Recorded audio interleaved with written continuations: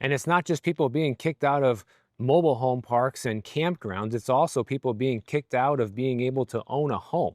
Because it turns out now you have to be 40 years old just to be able to buy a house. And that's what the latest data is showing us right now, because the share of first time home buyers just dropped to a record low of 21%, meaning we have never seen this few of first time home buyers in the housing market ever since they started keeping track. And the typical age for first time homebuyers has now climbed to 40 years old, which is also at an all time high, according to the National Association of Realtors.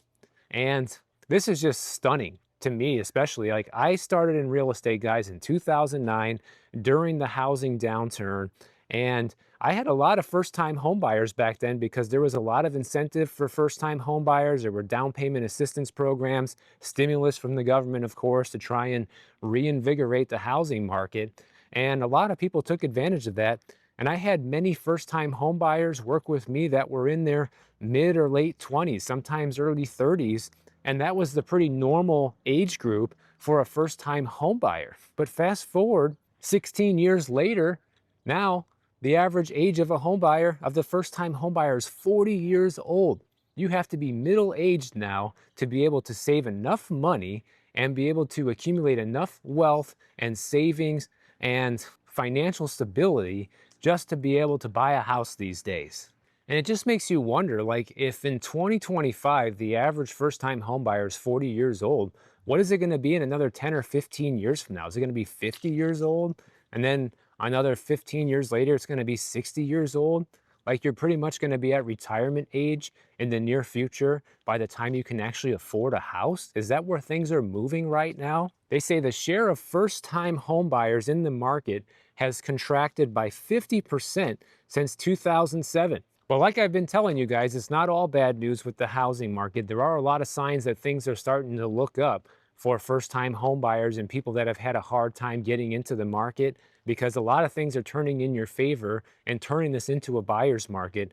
But it is a very slow and steady change. It's not something that's happening overnight. It's been slowly transitioning to a buyer's market over the past couple of years. And if things continue on this trajectory, it will continue to slowly transition into a buyer's market over the next 3 to 5 years. And when it comes to building home equity, which has been the primary way most Americans build wealth, which is not really the greatest way to build wealth, but it has been the primary way nonetheless, this major setback in age to buy your first home can also be a big setback in ultimate home equity that you accumulate.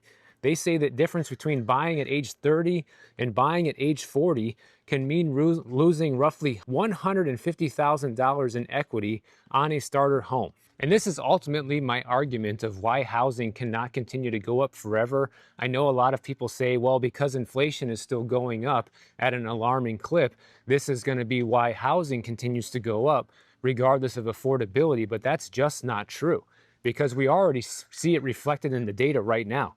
Even though inflation is still at a 3 handle, according to the official data, which means it's probably well over 6, in reality, home prices have been coming down, not only nominally, but also adjusted for inflation in many areas of the country. And that's because demand is extremely low. And that proves that time and time again, the housing market is built on supply and demand. People can ask whatever they want when it comes to purchasing a home, but if no one can afford it, they will have to lower the price if they want to get that house sold. That's just the way it goes. And even repeat buyers, somebody who's bought a home before and is purchasing right now in 2025, take a look at this. The median age of a repeat buyer in 2025 is 62 years old.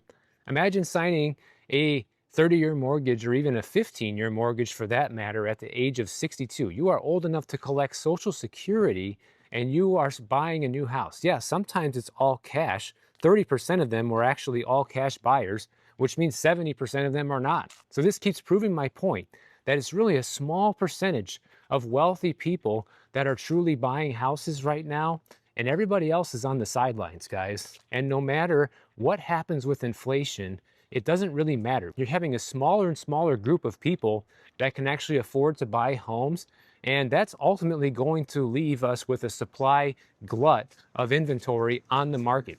You can't keep going in this direction and expect houses to sell if the average home buyer cannot afford to buy. Yes, inflation typically does raise home values because people turn to hard assets like real estate in times of high inflation. But only the wealthy have the ability to do that. Most people don't, and they can't buy everything.